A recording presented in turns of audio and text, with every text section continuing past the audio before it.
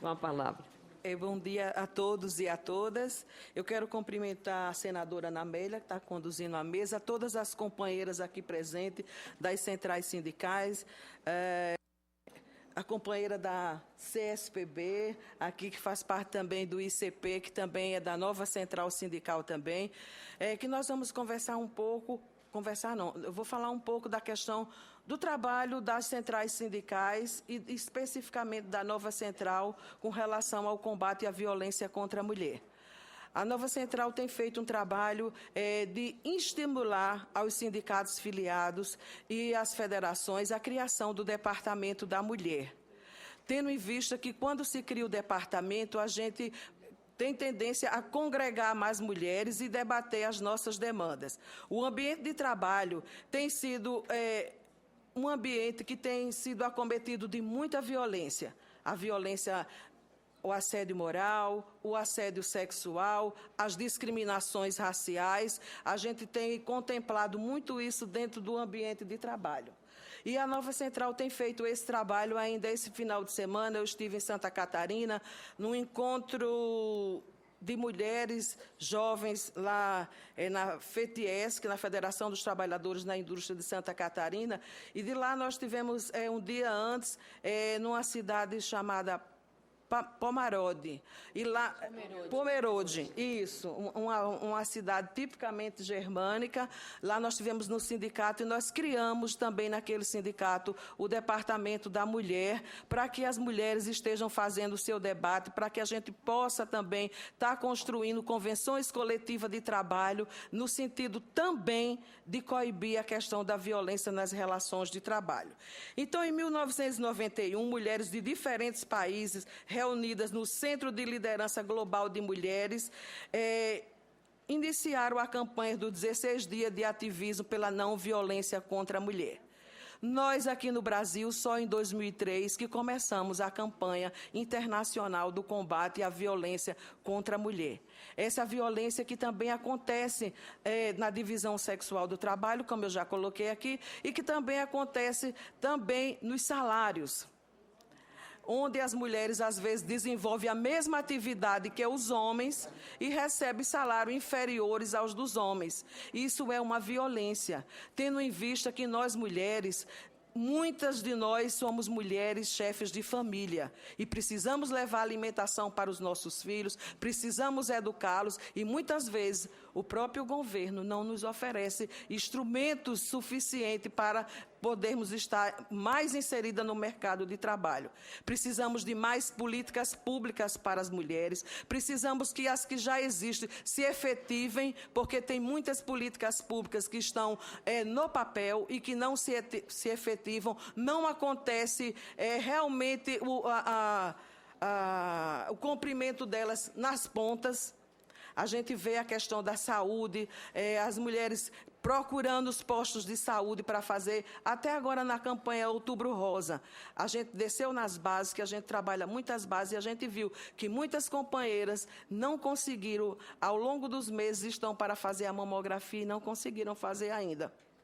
Então, a gente precisa instrumentar cada vez mais instrumentos que dê condição às mulheres trabalhadoras a não ser acometidas por violência, porque é uma violência quando você chega num posto de saúde que você não tem atendimento, é uma violência quando você leva o seu filho para o médico, que você chega no local de trabalho que a empresa não aceita o atestado de acompanhamento do seu filho menor.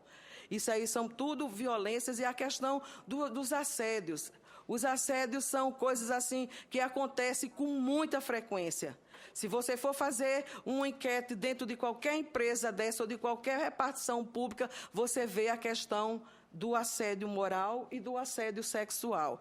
Como a senadora Ana Amélia tão bem colocou, os deficientes para fazer a mamografia. Como que vão? Quer dizer, vão ficar aquém do processo da saúde. Então, o Brasil, em 2003, começou a fazer a campanha dos 16 dias de ativismo. Nós vamos estar da unidade das centrais sindicais, a nova central vai estar no dia 1º, lá na panfletagem, iniciando os 16 dias de ativismo, e o nosso panfleto é contra a violência nas relações de trabalho.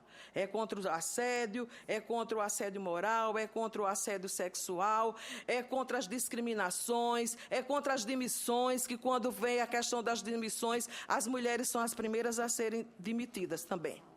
Os salários, tudo isso, a questão das creches, que é uma violência também. Muitas vezes, eu tive a oportunidade outro dia de ler um texto que falou que na Grécia, nessa crise, as mulheres foram as primeiras a ser demitidas, tendo em vista o custo que se tinha com as creches.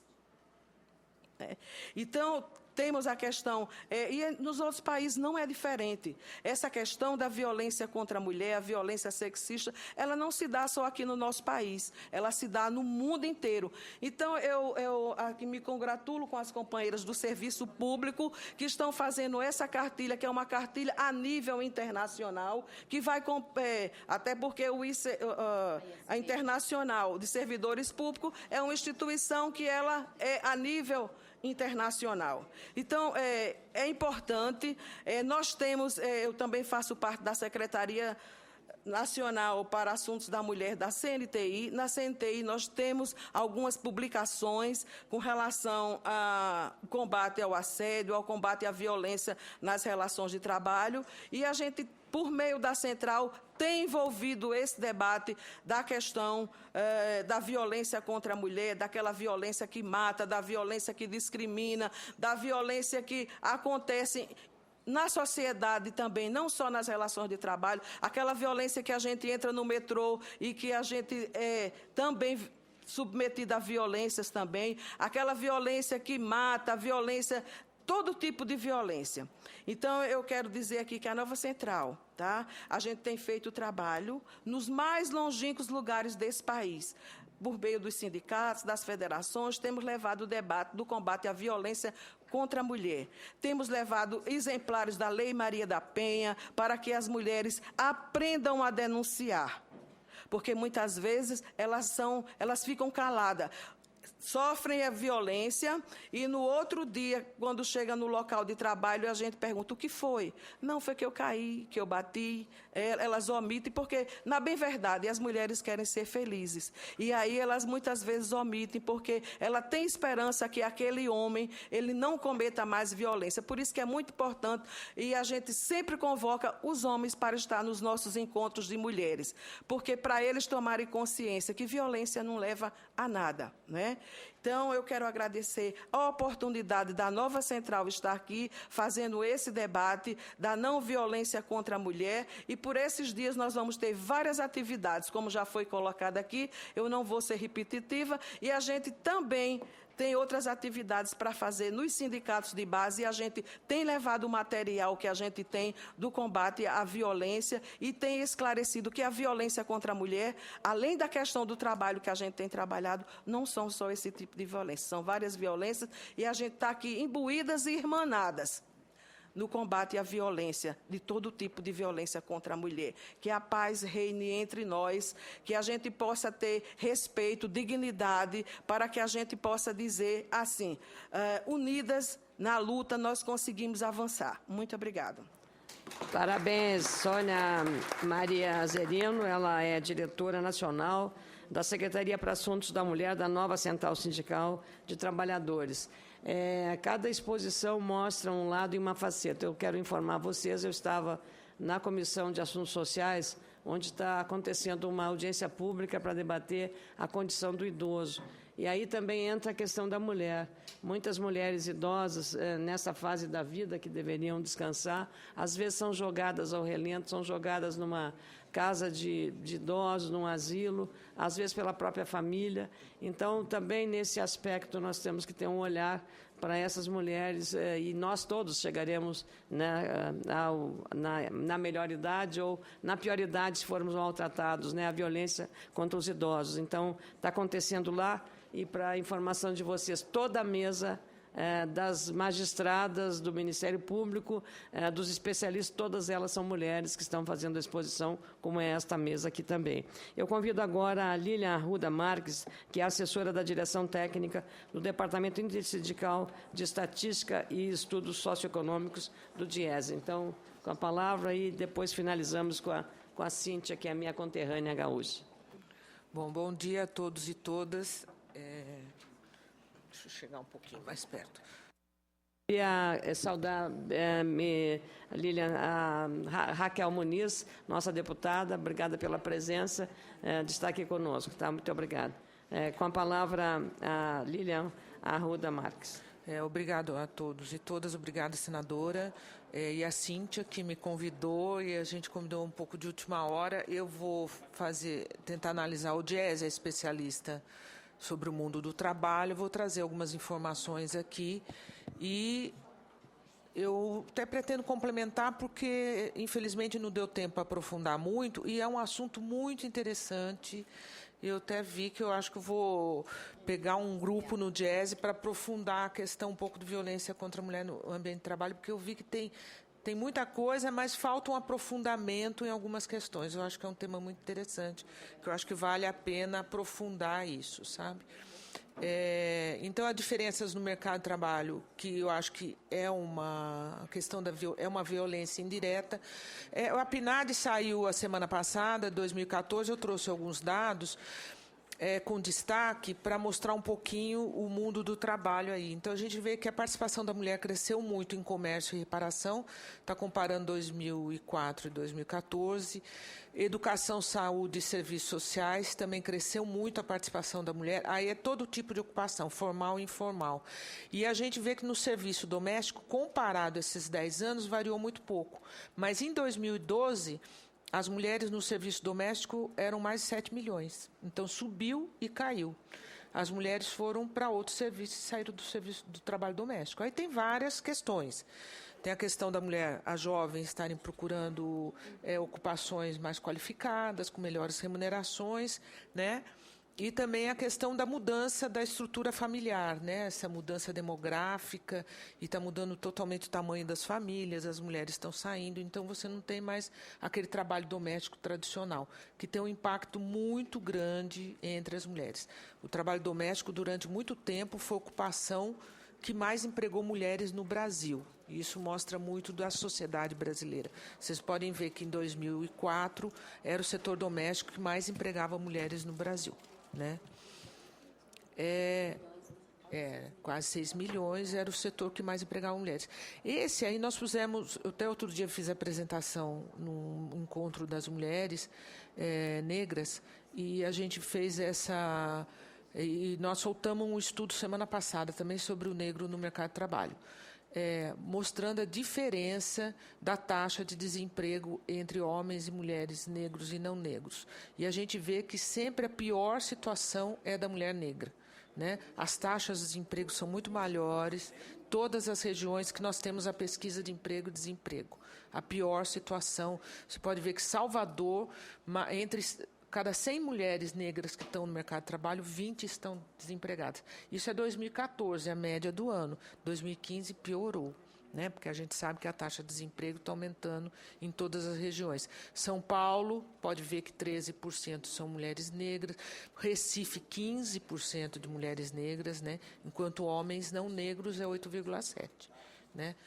Porto Alegre, 9,2% e Fortaleza, 8,7%. Então, as mulheres negras recebem as menores remunerações e, mesmo ganhando pouco, são as mais desempregadas. Né? Mesmo nas piores situações, trabalham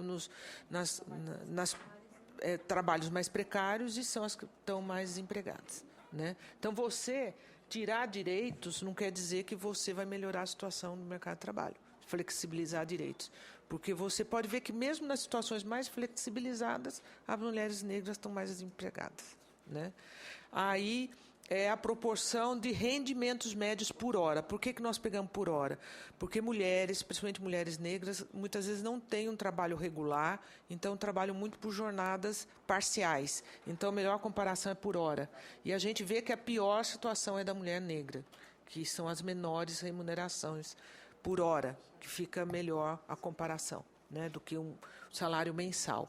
Então, podemos ver aí que a pior situação também está em Salvador e São Paulo, que tem remunerações mais altas, né? Se você pegar a DF, que não está aí, que teve uma parada temporária na pesquisa, agora já foi retomada, São Paulo, que tem remunerações mais altas se comparadas com o Brasil, você pode ver que também tem uma diferença salarial muito grande entre as mulheres negras e os homens não negros, né?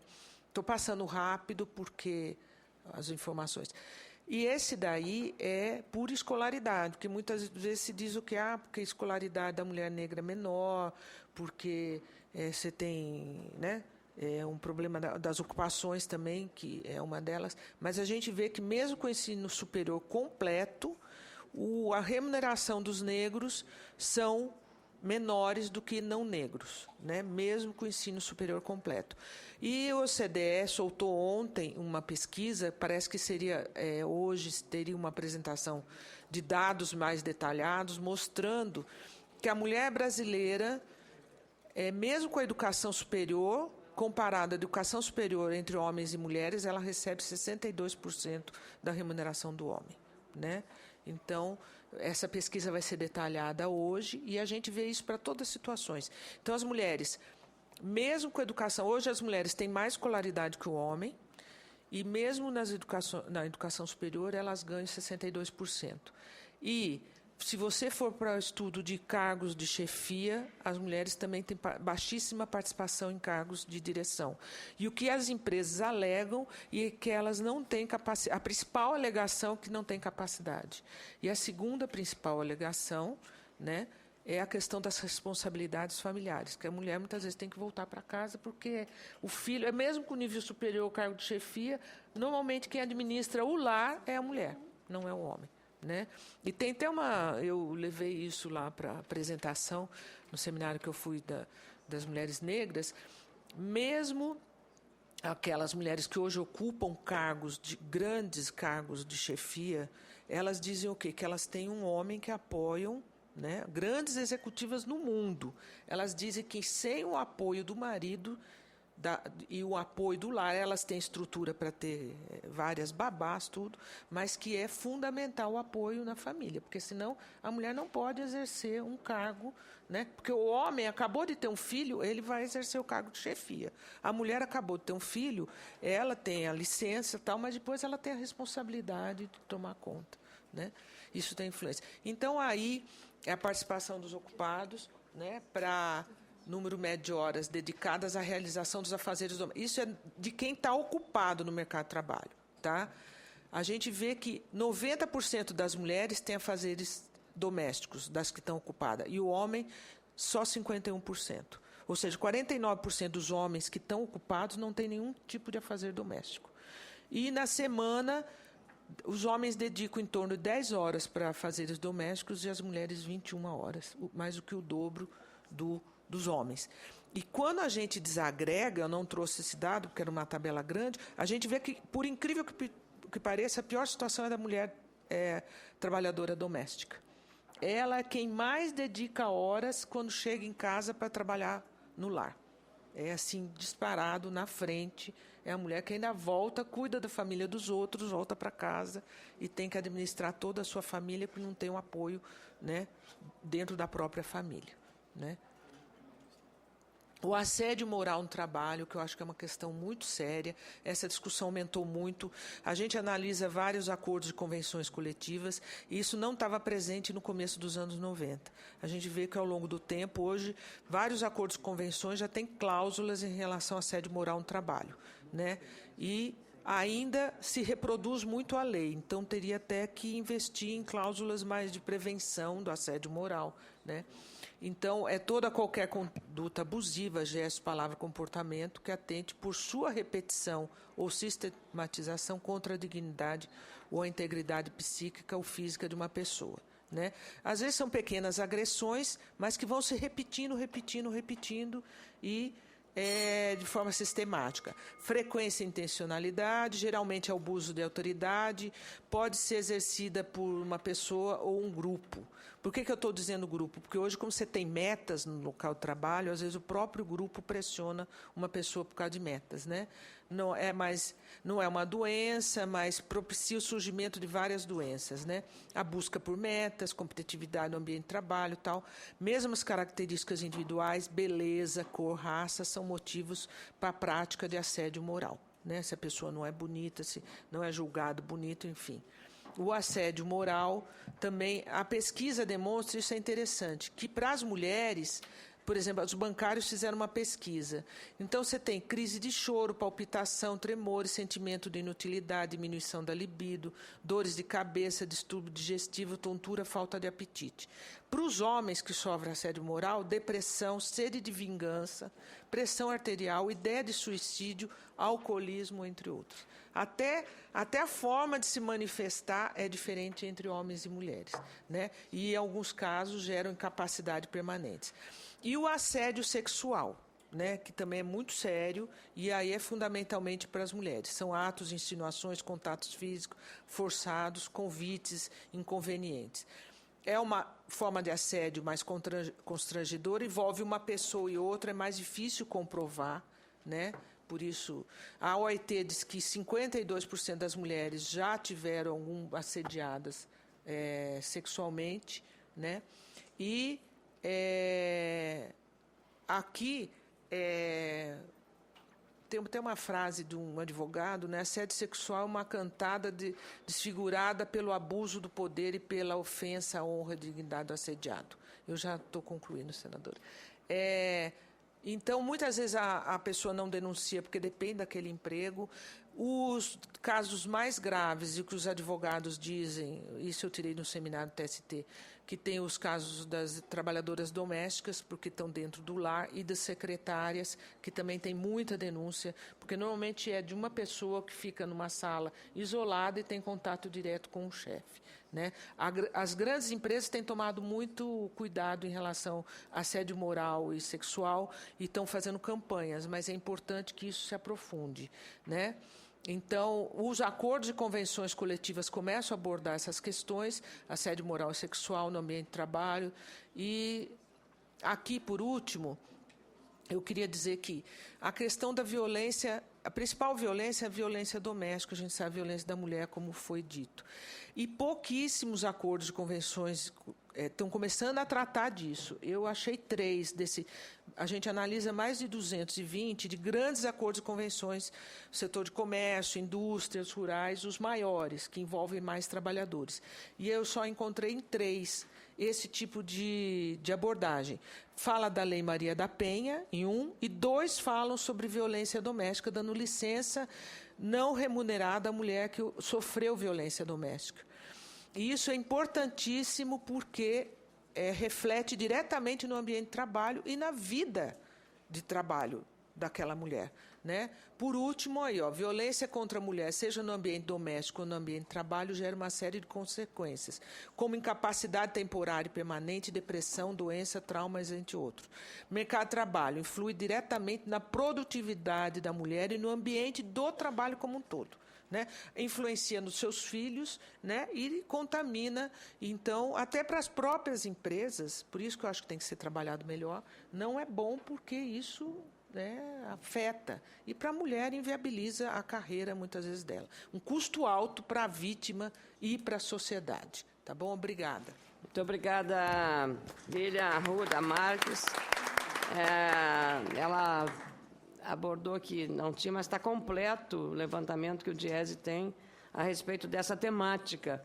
E aí teremos um desafio agora, junto com as centrais, todas as entidades envolvidas com o próprio DIESE, para formatar aí alguma medida do ponto de vista legislativo que possamos ajudar. Embora eu entenda que isso está muito ligado à educação para a paz na relação entre as pessoas. Eu convido agora para a penúltima exposição da Ilma Maria de Oliveira, que é representante da Secretaria Nacional da Mulher Trabalhadora, da Central dos Trabalhadores e Trabalhadoras do Brasil, CTB.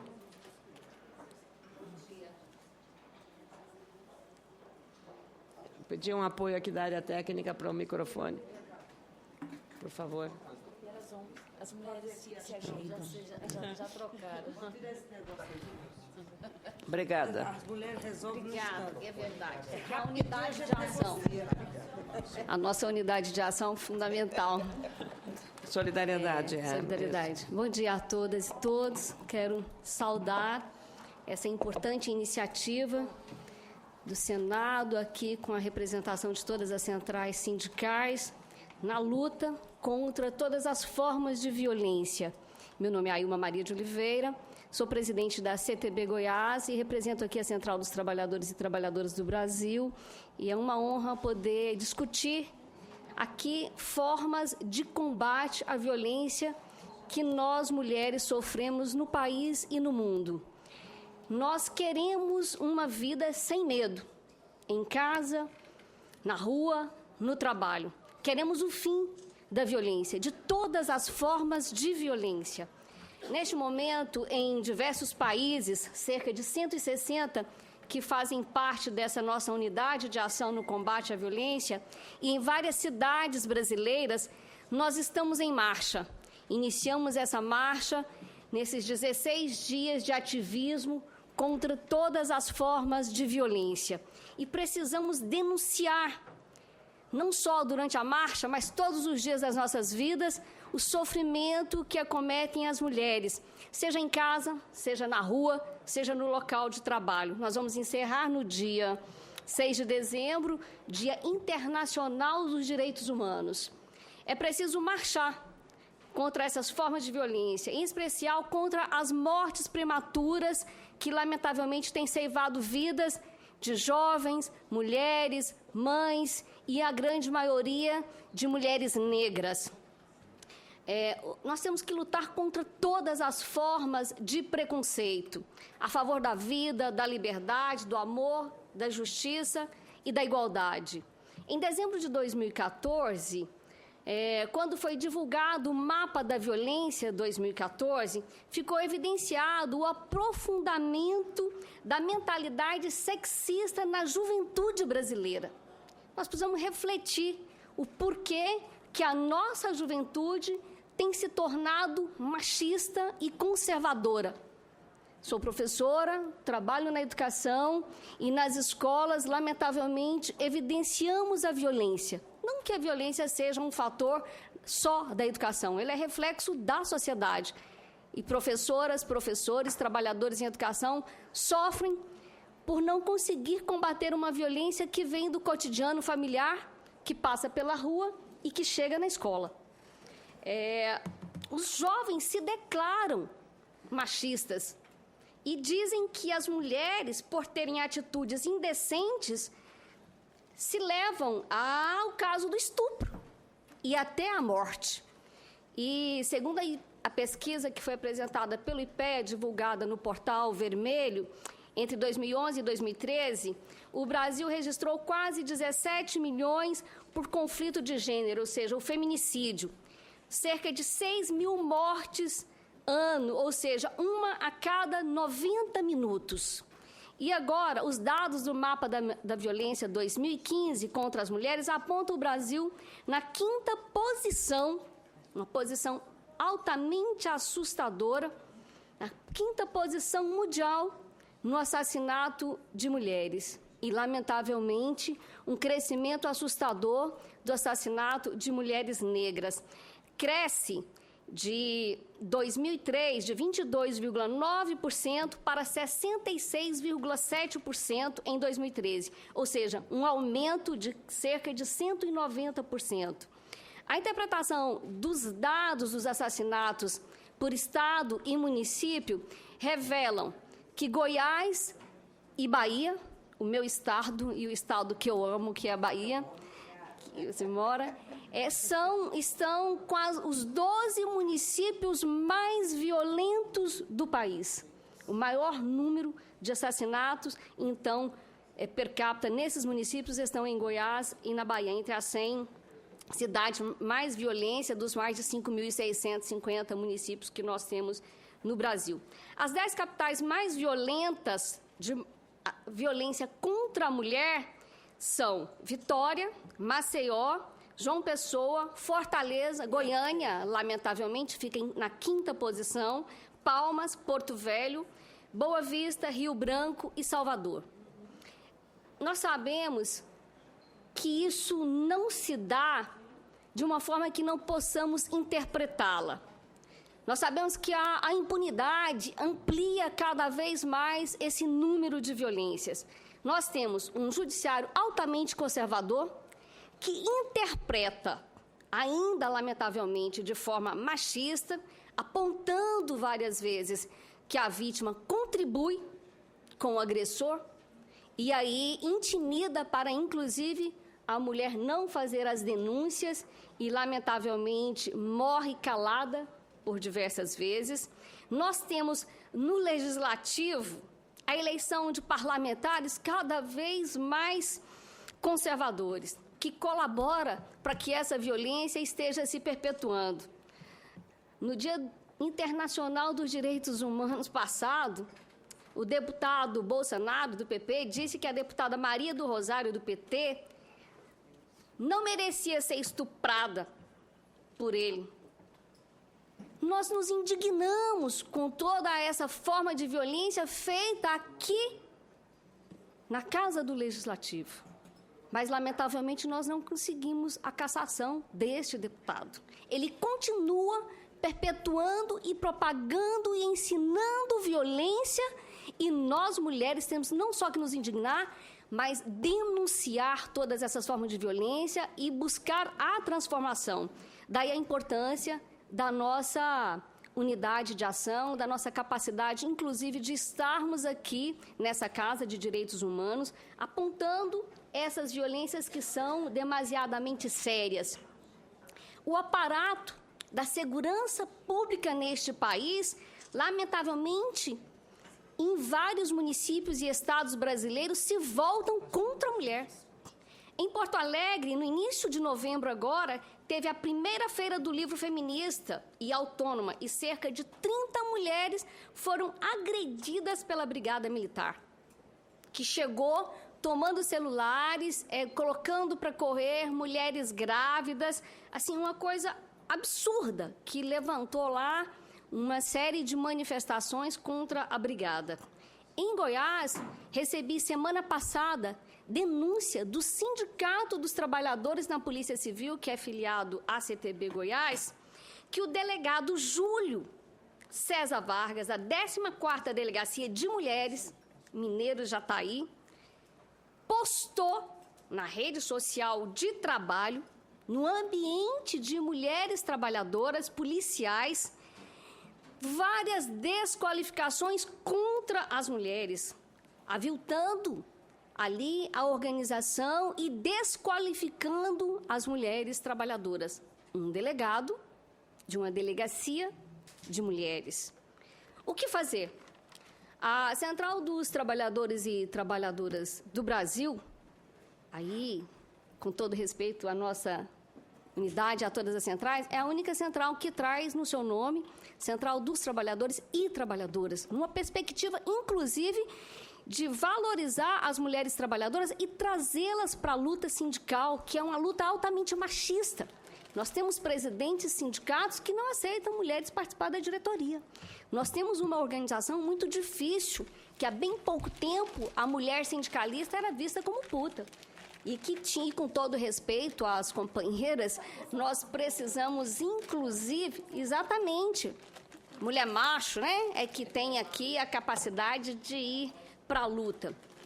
Nós precisamos ter clareza da importância que o Brasil precisa de um projeto nacional de desenvolvimento que valorize a mulher trabalhadora, que valorize as mulheres não só no mercado de trabalho, mas que as mulheres tenham direito e espaço para poder ir para o mercado de trabalho. Aí a criança tem que ter direito à creche. Nós precisamos de educação pública, gratuita e de qualidade para os nossos filhos, para a nossa juventude.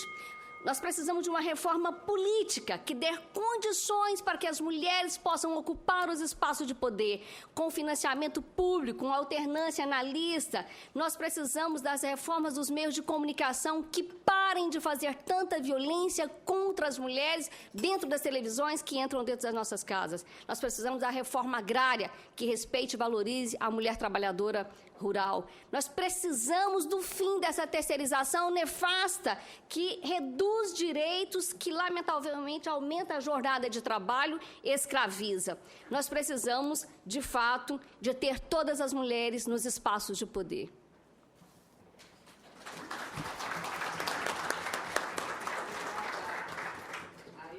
Eu queria registrar também essa justiça que ela faz, avaliando todos os comportamentos das instituições, inclusive dos sindicatos, que é uma fonte de convivência que deveria ter esse tema administrado e de melhor resolutibilidade. Então, aí parabéns pela exposição. Eu queria saudar com muita alegria a presença aqui também do nosso querido senador José Medeiros, ele é do PPS, do estado do Mato Grosso, ele é uma figura muito dedicada, é um bom marido, carinhoso, respeitador da mulher, protetor da mulher, um bom pai e um excelente senador também. Então, ele vem da Polícia Rodoviária Federal, é um servidor público e traz princípios aqui de grande relevância social. Então, obrigada, Medeiros, pela sua presença aqui. É lindo, ó. Viu? Ela é muito carinhosa. Bem-vindo, bem-vindo também.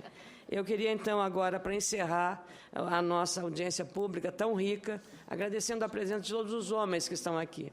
Talvez os homens que estão aqui, nenhum precisasse ouvir tudo o que ouviu, porque tem jeito e forma de comportamento de que são pacíficos, respeitadores dos direitos das mulheres como seres humanos iguais a vocês, iguais aos homens, quer dizer, como ser humano somos iguais na essência da humanidade, mas também, assim como as mulheres querem respeito, os homens também querem respeito, na sua forma de ser. Então, quero agradecer a presença de todos que estão aqui participando dessa rica audiência pública e finalizamos com a exposição da Cíntia Rangel Assunção, que é diretora de Assuntos para a Mulher, para a Criança e para a Juventude, da Confederação dos Servidores Públicos do Brasil. Bom dia a todas e a todos, e eu saúdo a mesa, na pessoa da senadora Ana Amélia Lemos, que orgulhosamente representa o meu estado, embora eu viva hoje no Mato Grosso do Sul, tenho acompanhado sua trajetória. E a senadora Ana Amélia Lemos é uma incansável em relação à questão de um dos maiores males que afligem a mulher, que é o câncer de mama. Ela foi relatora de um projeto de lei muito importante que obriga, na cirurgia de mastectomia, a cirurgia plástica. No mesmo ato cirúrgico, a colocação de próteses de silicone. Isso é de suma importância.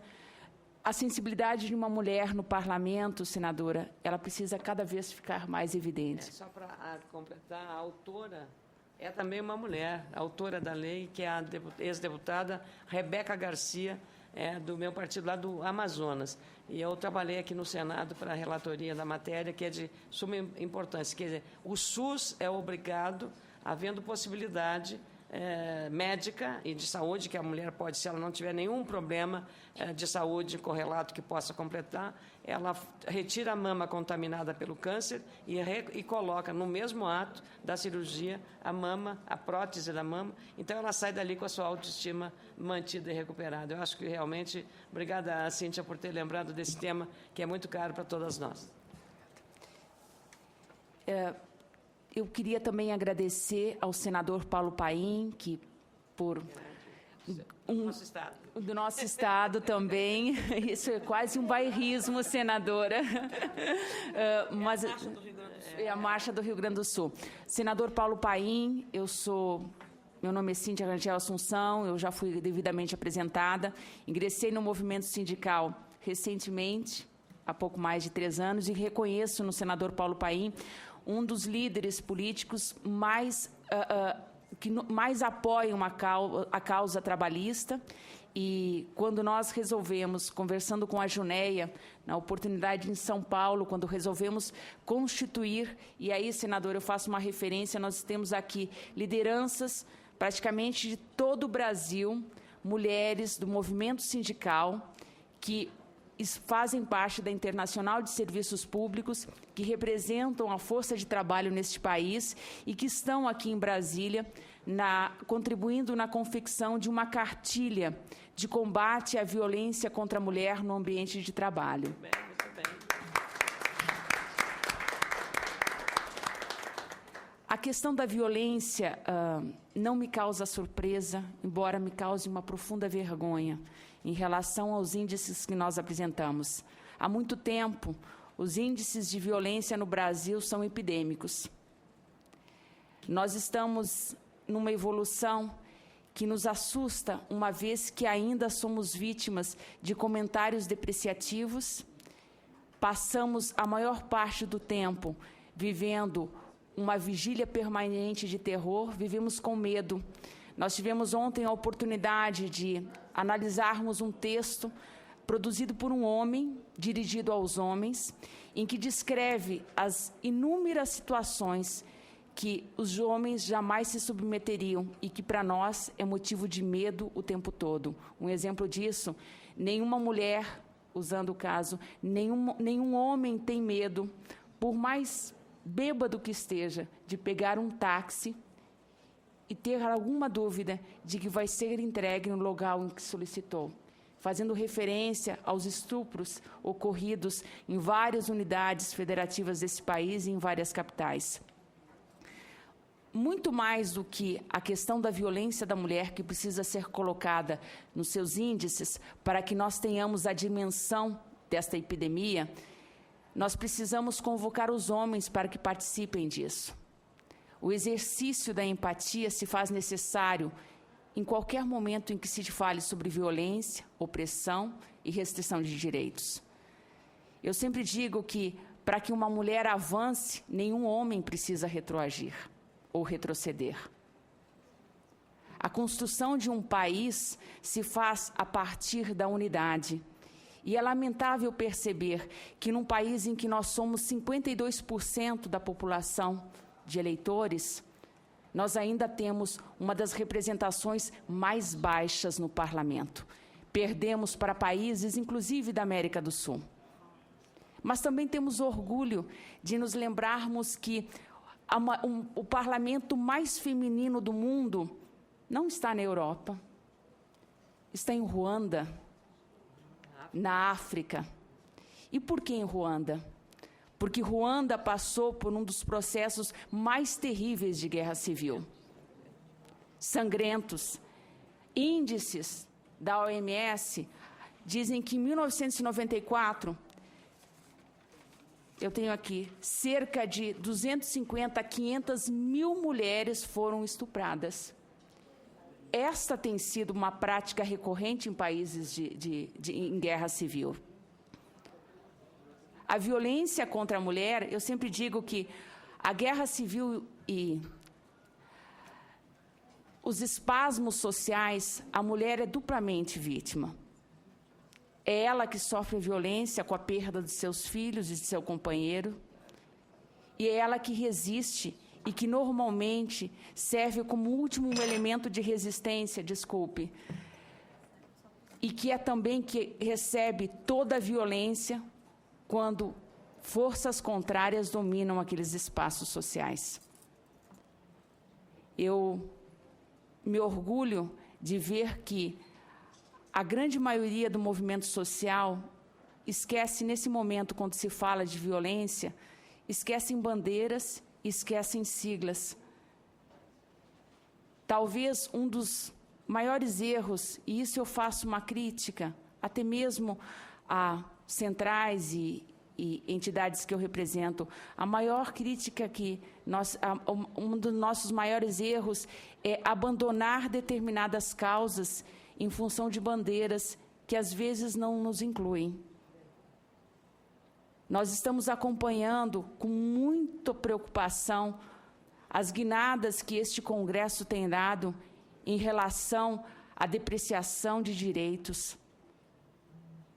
É lamentável pensar que, em 2015, nós não estamos num processo de evolução de direitos. Nós estamos desesperadamente tentando manter aquilo que temos. Falamos sobre violência da mulher e ainda tivemos que assistir, em grande parte da mídia, quase com um processo de banalização dessa violência. Como se fosse possível aceitar que, em 2015, nós ainda temos mulheres que são negadas de todas as formas os seus direitos. E é por isso que esta audiência é importante e ela teria que acontecer na Comissão de Direitos Humanos, porque violência contra a mulher é uma questão de direitos humanos. A violência, quando se processa uma mulher, ela se dá na negação da sua existência. E é preciso que todos os movimentos sociais fiquem imbuídos dessa causa. O protagonismo da mulher lhe é negado o tempo todo, seja na educação que uma menina recebe dentro de sua casa, em que tarefas domésticas são delegadas a ela e aos meninos são delegadas outras, sobre a questão das salas de aula, em que os índices do DIEESE ainda nos colocam que a grande maioria das mulheres ocupam áreas relacionadas a cuidados e a sociais. Áreas com maiores salários ainda têm a força dominada pelo homem.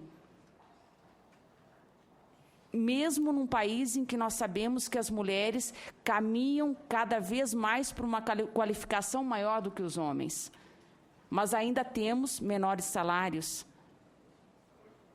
Mas eu não quero me alongar, até porque eu imagino que tem algum vídeo para ser apresentado e que seria interessante, mas eu queria agradecer e colocar, falando o uso novamente da palavra empatia, que o combate às desigualdades no mundo do trabalho, as desigualdades sociais, até mesmo no movimento sindical e na representação política desse país, é um trabalho de todos nós, homens e mulheres. E agradecer novamente a presença dessas mulheres e reforçar que, a partir de agora, a luta é nossa e nós não vamos mais nos calar. Eu queria aproveitar, senadora, e lhe entregar uma pequena lembrança. A Confederação dos Servidores Públicos do Brasil está lançando uma campanha permanente contra a violência contra a mulher, a campanha Nem com uma Flor.